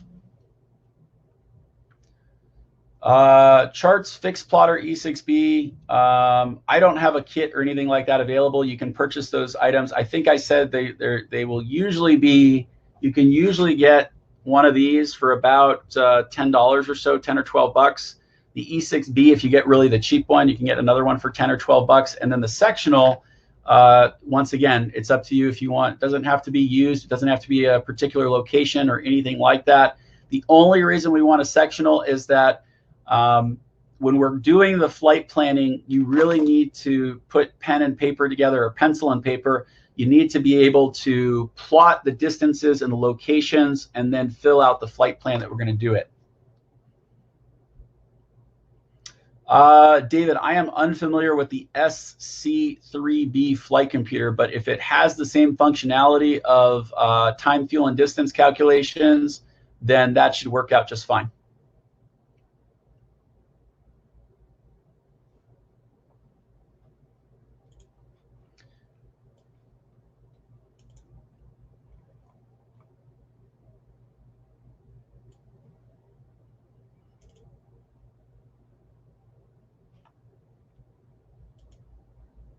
All right, let's see here. Has the kids with all three. There you go. So mypilotstore.com. Thanks, Javier. Appreciate it.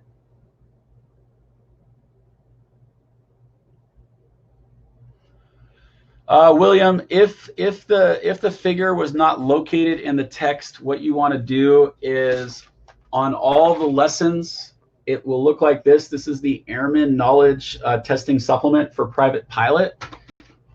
If you need a copy, you can download it, and I'll put it in the chat again here in case anyone else needs it. You can download it directly from the FAA. So this link that I'm going to give everyone is specifically for the private pilot. You can download it, and if it refers to a figure, you can use that booklet. Okay. Thanks, Zaf. We'll see you on Monday. Have a good one, Orlando. All right, does anybody else have any last minute questions? I have to do some more. I think I've got another 8 one-on-ones for this afternoon that I've got to get to here shortly. If the question was not answered other than the Latin long, then we can talk about it in class, or you can shoot me an email. You guys all have my email, but I hope you guys have a great weekend otherwise. And yep, got that. It refers to figure commercial 58. That question, William, is probably pulled from a commercial one. I don't know why it's in the commercial. That might have been a test question that got slipped in there. The commercial, of course, is a different testing guide. That's the testing guide for the commercial if you want to take a stab at it. Thanks so much. Looking forward to it, Candy. We'll see you tomorrow. Simon, so as mentioned with that, I wrote it down, so I'm just going to have to email you, Simon, just because it's going to take a little bit too long. But I do have your questions. Acri, you can't use that to find the questions, but let's see, where do I find the test questions? Diane, you find the test questions on our website. So when you log into the website and you go to the very, very bottom of the lesson, then you would then have access to the test questions, and you can also review the answers. In the event that you need to review the answers to the test questions, you can go to our YouTube page. And on our YouTube page, I will quickly share that with you. So that way you have access to that. That's basically where the tutorial is for in order to find the test questions, if I understood that correctly. But let me copy and paste that. So this is the tutorial to find your test questions. Knee boards, I would recommend a knee board unless you have an electronic flight board to write down the instructions. So, all right. All right, everyone, I am going to sign off. I've got like I said, about another 8 one-on-ones this afternoon before I call it a day. So I've got about 8 minutes here. But other than that, I hope everyone has a great weekend. I do not have any information on that, Saeed. If you Google it, there's plenty of companies out there.